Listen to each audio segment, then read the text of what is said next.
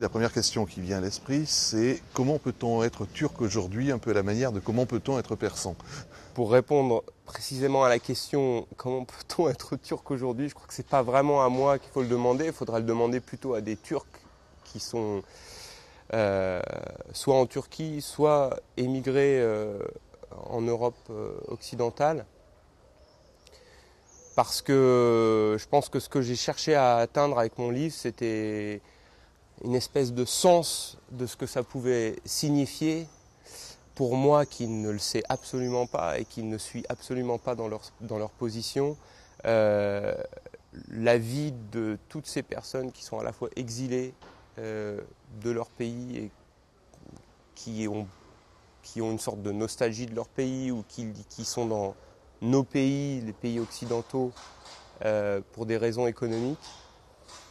Donc le sens que ça a pour eux d'être ici et le sens que ça a pour eux d'être turc. Et par ailleurs, j'ai aussi évidemment essayé de résoudre la question de savoir si on pouvait être turc par une sorte d'omission, être turc par omission, c'est-à-dire être un homme qui vit dans l'inconscience de ses origines et qui va aller essayer de chercher là d'où il vient, la conscience de ses origines. Alors il y a une scène dans le livre qui est une scène de tremblement de terre, un premier tremblement de terre, et le narrateur se retrouve physiquement projeté à travers une porte et projeté en même temps dans ce qu'il découvrira être un tournage de film, mais qu'il ramène dans son enfance dans les années 50. Est-ce que ce n'est pas une clé du livre, ce passage permanent dans des mondes parallèles? Oui, je pense qu'en tout cas dans cette scène, j'ai vraiment essayé de créer quelque chose de ce jus-là. C'est-à-dire un moment quasiment cinématographique. J'avais en tête plusieurs films dans lesquels la réalité et l'imaginaire se mélangent comme ça, passent un peu d'un côté à l'autre, comme dans un écran. Et c'est exactement ce qui se passe à ce moment-là. Et ça m'a permis aussi d'introduire la question du tremblement de terre, qui est évidemment un tremblement de terre personnel, en même temps qu'un tremblement de terre physique, bien réel. Mais c'est vrai que cette scène, elle est importante parce que je me suis complètement laissé prendre par cette idée qu'on pouvait, en réalité, se retrouver dans un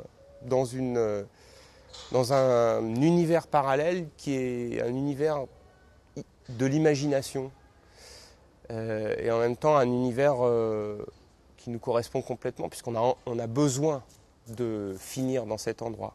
On chute, on se prend les pieds dans un tapis, dans un bord de trottoir et on se retrouve complètement ailleurs simplement parce qu'on a été ébranlé.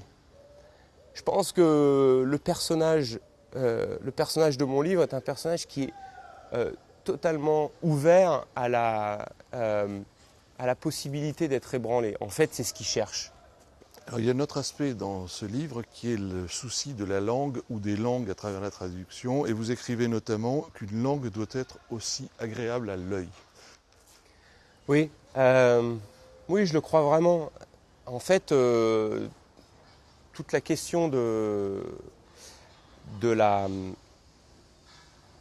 l'aspect visuel du turc, c'était un choix que j'ai dû faire dès le départ, puisque beaucoup de livres qui sont traduits du turc utilisent une phonétique française.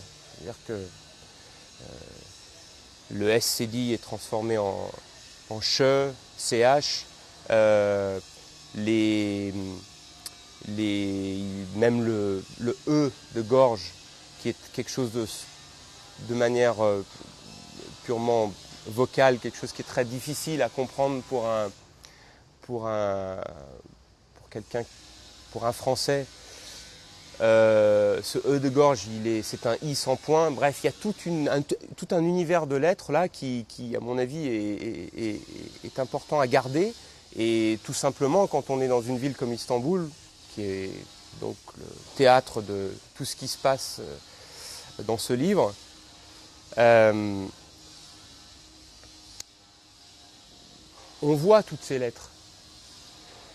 On peut pas ne pas voir ça. Et je pense qu'il y a une véritable poésie à retranscrire ces mots qui sont des mots étrangers, qui sont des mots bizarres, qui sont des mots déstabilisants. Alors on revient peut-être à la question du fait d'être déstabilisé par les choses, mais de se laisser aspirer aussi. Et pour moi, c'était très important que ces mots-là, de toute façon, pour moi, je ne pouvais pas les écrire autrement, puisque je connais cette langue et c'était un réel besoin de les avoir comme ça, parce que c'est mes mots à moi aussi. Et c'est comme être chez soi, quoi. Et je pense que quand on écrit, on a besoin d'être chez soi.